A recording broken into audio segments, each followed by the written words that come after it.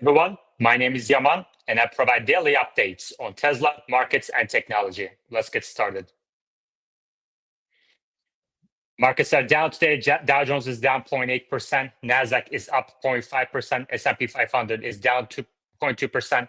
And Russell 2000 down 1.5%. Give me one sec. We have a lot to discuss today, so settle in. All right. You can see here the S&P 500 heat map. NVIDIA is up 4%. We're going to talk about that in a little bit. Microsoft, Apple up 1%. Google also up 1%. Tesla is down today. Home Depot down 2%. Look at healthcare, down 3% across the board. Financials starting announcing their earnings. We're going to talk about JP Morgan in a little bit. American Express down 2.5%. Visa down 1%. JP Morgan down 1%. Wells Fargo down 6%. Citigroup up 3%. Most sectors are down today. Let's start with, however, Toyota cuts BZ4X lease price to just $199 a month. So this is yet another indication that Tesla's competition is accelerating. Toyota cuts the BZ4X lease price to just $199 a month, even cheaper than the Corolla. Toyota has reduced the lease price of a 2025 BZ4X XLE to $199 a month, making it cheaper to lease than the Corolla in some states. This offer, which includes a free year of unlimited charging, I mean that's a few $100 of value right there, if not maybe $1,000, is available until September 30th. And it's a significant discount from the BZ4X's MSRP of $38,465. The Hyundai Ioniq 5 with more range and features is also available for $179 a month. So I think to the extent that some people expect a surge in Tesla vehicle sales in Q3, I think there's going to be a bump, which is going to reverse in Q4. But I don't think the bump will be as high as people expect. Actually, let's look into detail. Here's a picture of the Toyota BZ4X. I think they've improved this vehicle quite a bit since the first time the vehicle came about. Electric SUV is now the cheapest vehicle to lease. After slashing lease prices, again, the BZ4X is listed for lease at just $199 per month in some states. That's even cheaper than a Corolla right now, even though it's nearly double the price. By the way, it's an electric article. BZ4X is now cheaper to lease than a Corolla. It already starts $6,000 cheaper than the previous model year. That's amazing. I think the range is included and the price dropped to price $6,000. But with a new promotion this month, it's even more affordable. Toyota is added again, having to cut lease prices once more this month following the 4th of July holiday. The 2025 Toyota BZ4X XLE is now listed at $109 for 36 months with $4,000 due at signing. The offer is $42 less than before the new promo, or about 12% of price cut. That's amazing. According to online auto research firm Cars Direct, it's even cheaper to lease BZ4X now than in Corolla. Corolla LE sedan is available for $229 with $3,000 due at signing. Let me see. SUV is slightly longer than RAV4. Toyota is also throwing a 3-year of unlimited charging. Okay. In some areas like LA, Toyota is currently offering $12,000 off BZ4X leases. With the loss of tax credit, the savings could drop to just $4,500, which would add over $100 a month. So I'm gonna actually recommend this vehicle to some of my friends, and we'll see if they pull the trigger. On the other hand, Tesla's North American sales executive leaves, Wall Street Journal reports.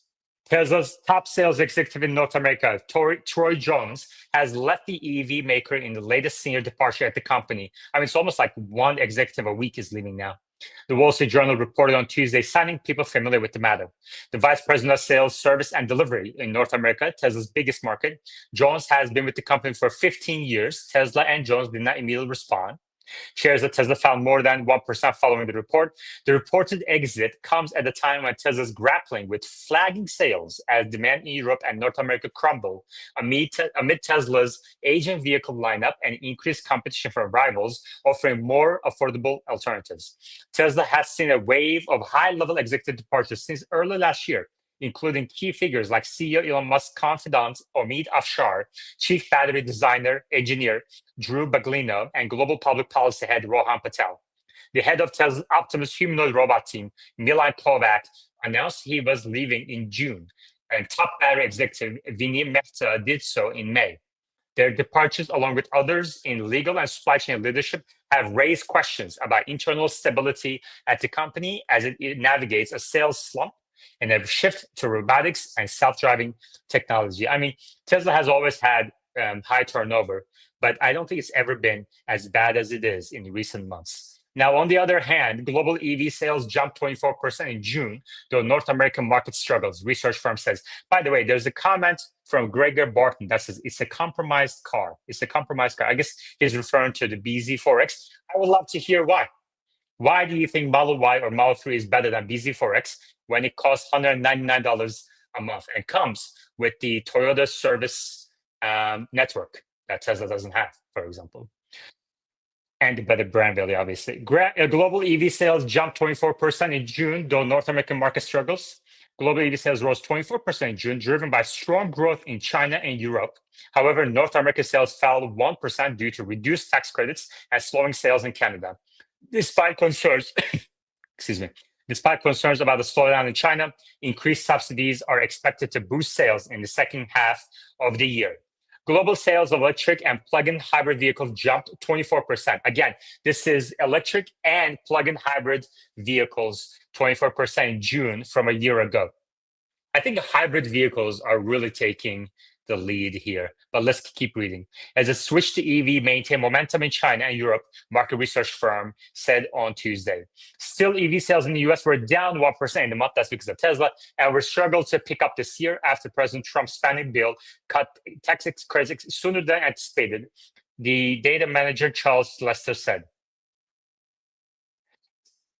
North America, also weighed by slowing sales in Canada, lagged for the first time behind the rest of the world countries, which include emerging markets in Southeast Asia, South and Central America, Lester said.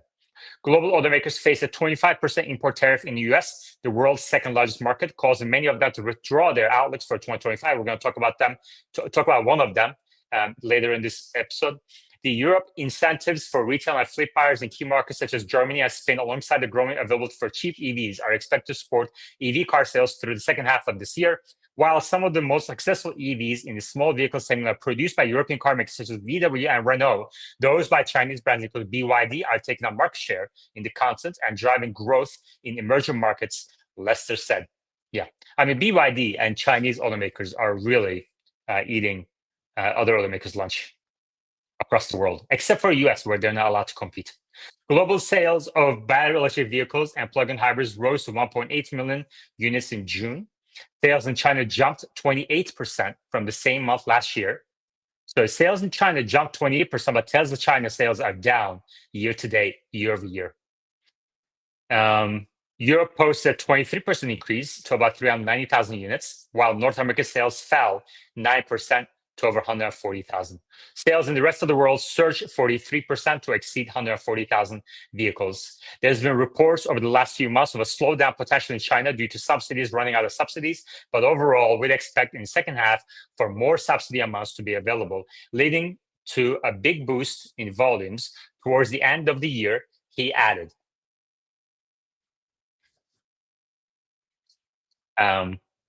Okay. Let's continue to the larger market. Equities lose earlier gains and US bond yields rise.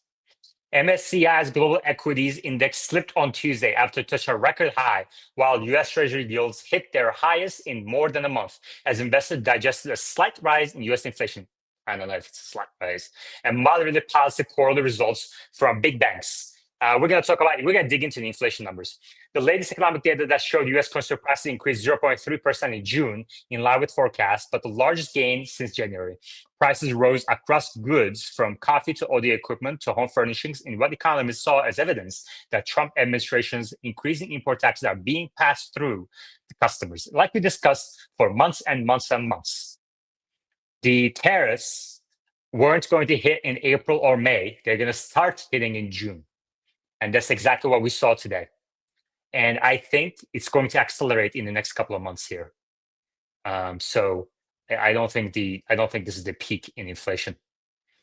Gregor Barton follows up 228-mile range, 0 to 66.5 seconds, CCS1 charging, no autopilots. All right, I'm going to confirm those numbers on the BZ4X, but we can discuss tomorrow. Maybe we can do a BZ4X Model Y, Model 3 comparison tomorrow. Thanks, Gregory. All right, let's continue here. U.S. Federal Reserve had put interest rate cuts on pause as it waited for data indicating the impact of tariffs. But after Tuesday's data, traders stuck to their bets that the Fed is more likely than not to cut rates in September, continuing to price around a 60% chance of a move after the data. I mean, honestly, I think the September cut might be in question after today's data, especially if the inflation continues to move higher in July. Tariffs are in the data, but it's not as devastating as many feared, said Brian Jacobson, chief economist of NX Wealth Management. It's not that tariffs don't matter, it's just that they don't matter to inflation as much or as mechanically as many feared. It's too early to tell. It helped that tech-heavy NASDAQ was boosted by chip stocks with heavyweight NVIDIA rallying on Tuesday. After the AI chip leader, it would resume sales of its H20 chips to China. I don't think this news is as big of a deal to NVIDIA's intrinsic value as the market assumes, but I guess time will tell.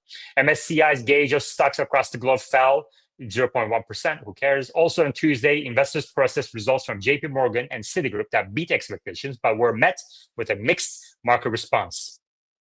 JP Morgan was down 0.3%, while Citi rallied 3%. Wells Fargo shares fell more than 5% as it cut its 2025 net interest income guidance. Even as it beat second quarter profit expectations, Wells Fargo hasn't been able to recover since the scandal a few years ago. S&P 500 profits are expected to rise 6% year over year, according to LSEG data. The outlook has dimmed since the early April forecast of 10% growth before Trump launched his trade war. U.S. Treasury yields rose after initially slipping following the inflation data. The yield on benchmark 10-year notes rose 5 basis points to 4.48% from 4.43% late on Monday, while the 30-year bond yields rose 4 basis points to more than 5%. Wow. The 2-year note yield, by the way, I have a coffee bet that I made with someone on the 10-year note. I thought we did this like 2 years ago, that the 10-year would hit 3% before it hits 5%. I think at the time it was around 4.1, 4.2%. And it first plunged. It looked like I was going to be right. And then it surged. It looked like he was going to be right. But nobody still has won yet. So this is a coffee bet that's going on for 2 years now. I guess we'll see who wins. The 2-year note yield, which is basically a recession call, but the 2-year note yield, which typically moves in step with interest rate expectations for the Fed, rose 6 basis points to 3.96% from 3.898% late on Monday. Okay, trade was still an investor focus on U.S. President Trump threatened over the weekend to impose 30% duties on the European Union and Mexico from August 1, above the 20% on the EU he had initially proposed in April.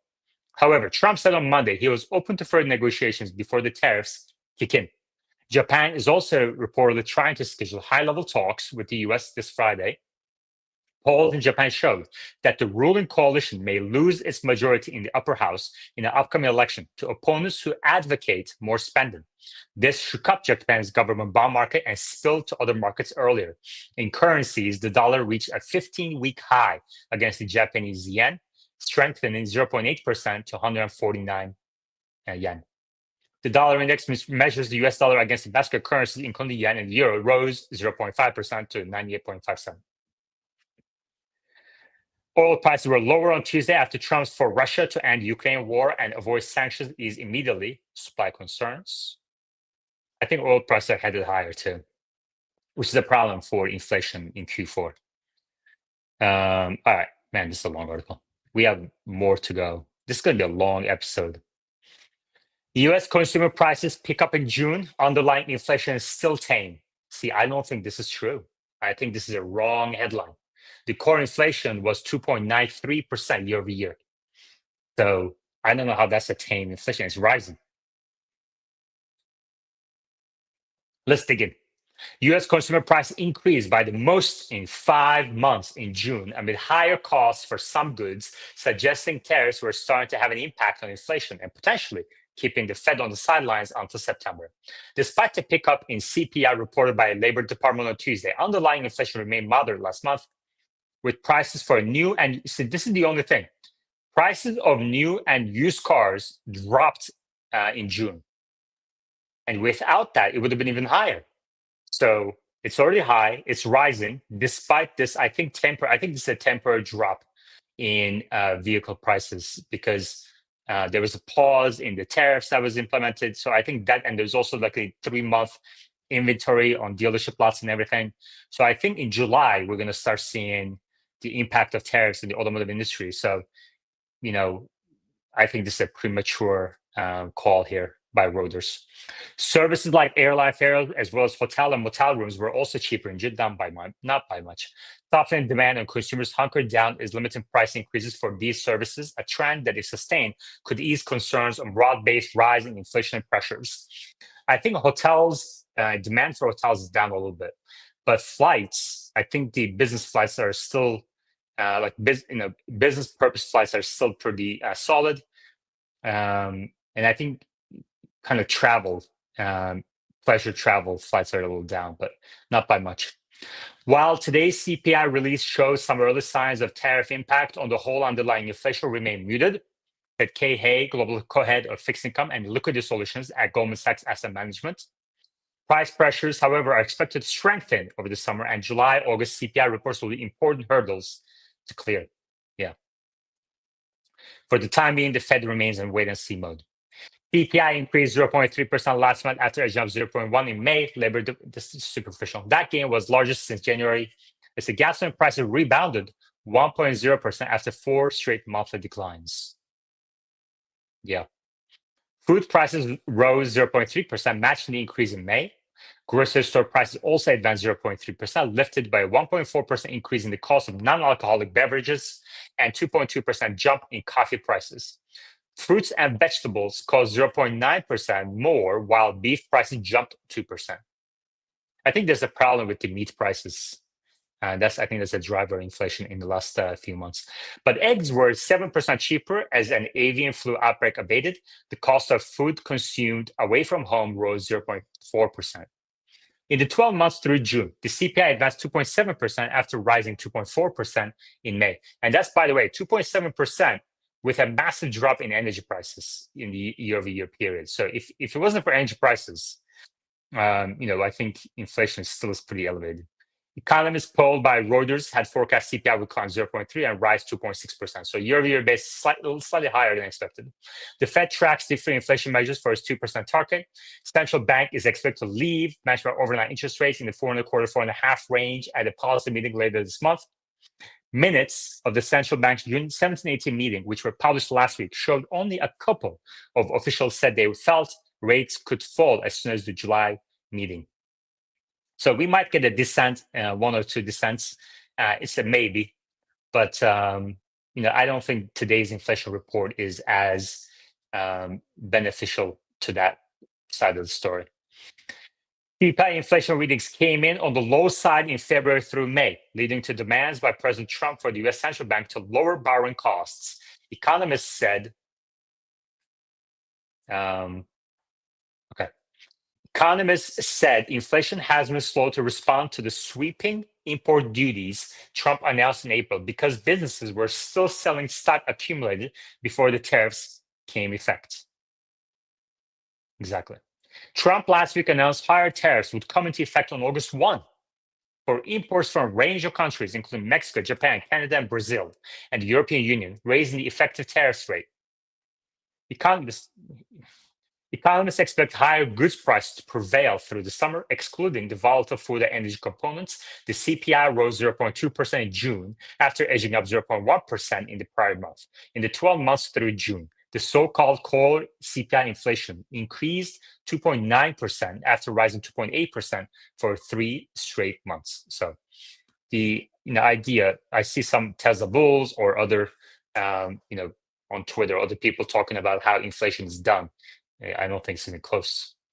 Household furnishings and supplies prices shot up 1% after climbing 0.3% in May. Prices for appliances surged 1.9%, while the cost of apparel rebounded 0.4%. Yeah, this is a big deal. Sporting goods price and by the way, this is happening. Like household furnishings and price of appliances are rising materially, despite the fact that home demand is actually declining a little bit.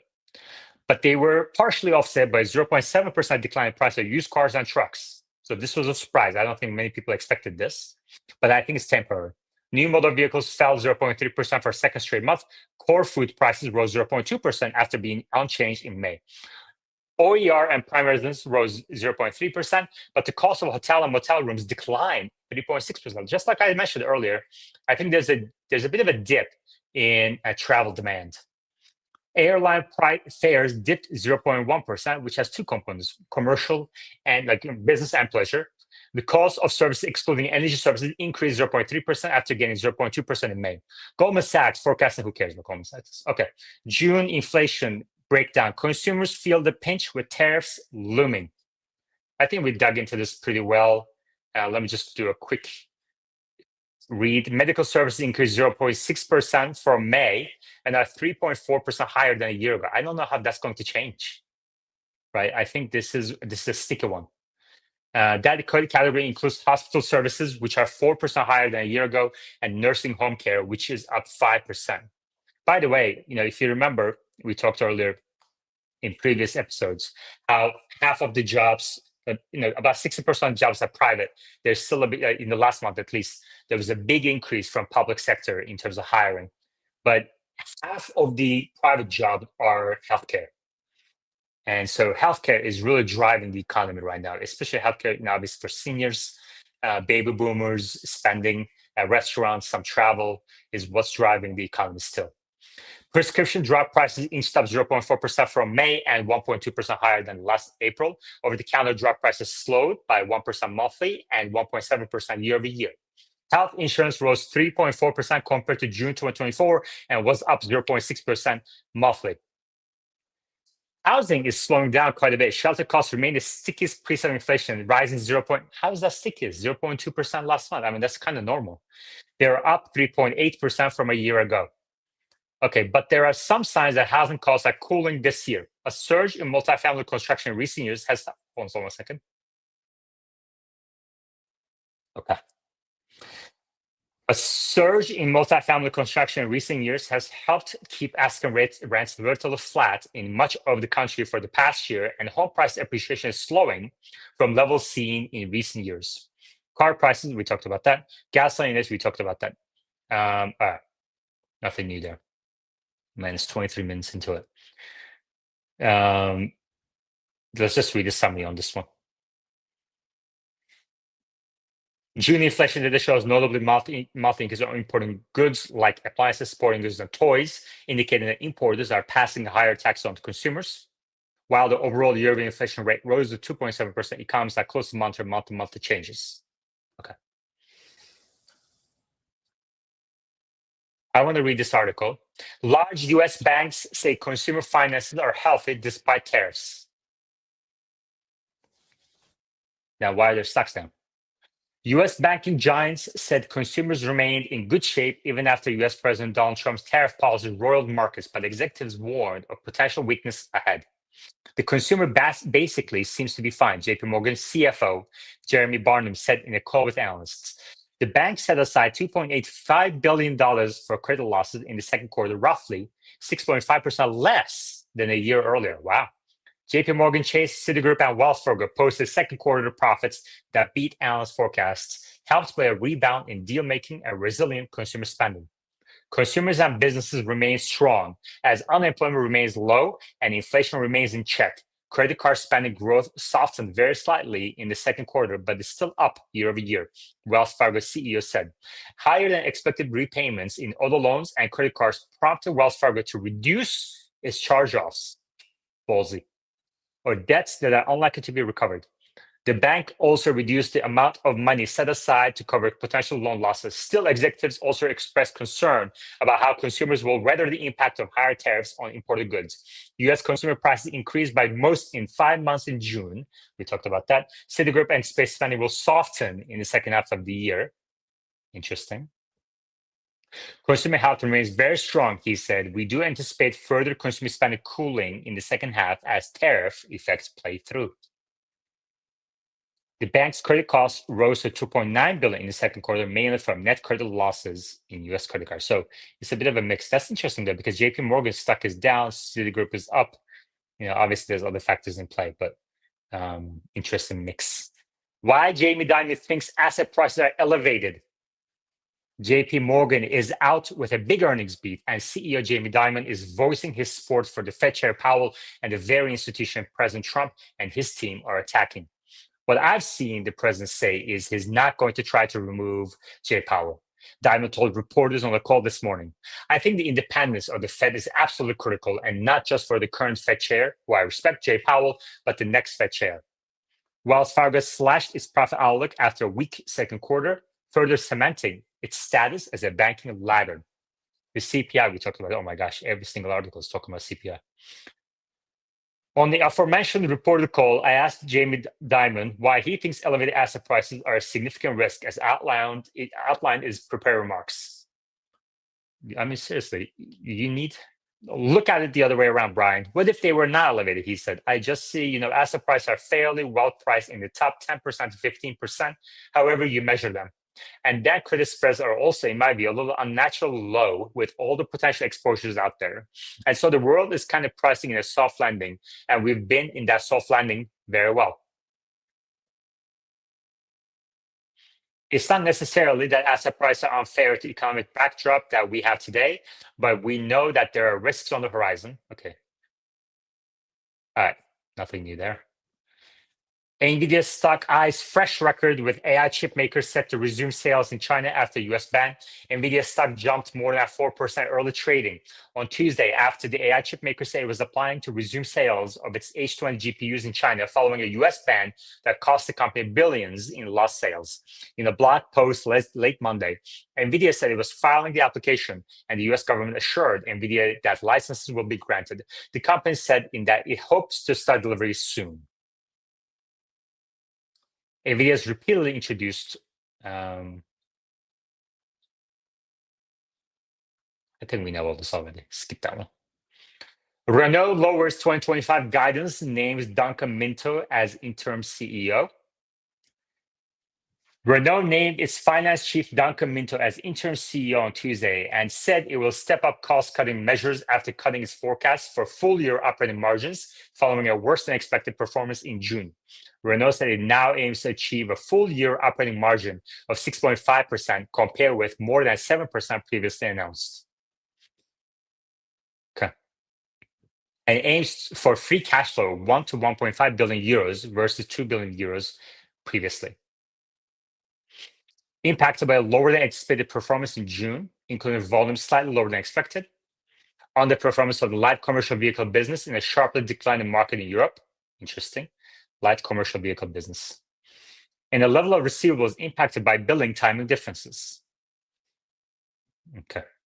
Minto, who has been in Renault Group since 1997, who cares? Okay. Final, Google to unveil $25 billion AI infrastructure investment in Pennsylvania Energy Summit. Google plans to invest, we're going to read it. Google plans to invest $25 billion in AI infrastructure in Mid-Atlantic region and other areas over the next 2 years. The company also agreed to purchase $3 billion of hydroelectric power in the region. Google is expected to announce the investments in Pennsylvania Energy and Innovation Summit on Tuesday. There was one line item on the CPI report that was a little higher that I haven't seen it mentioned in like 5-6 articles. It's the utilities prices. And I wonder if all this AI infrastructure investment is leading into a rise in electricity utilities prices. Something to keep in mind. Meta chief said, Zuckerberg said that he plans to invest hundreds of billions of dollars in AI infrastructure in the coming years. I think this is a bit of a stretch. I don't think that's going to happen, to be honest with you, but I guess time will tell. On that note, thank you very much, everybody, and I will chat with you all next time. Take care.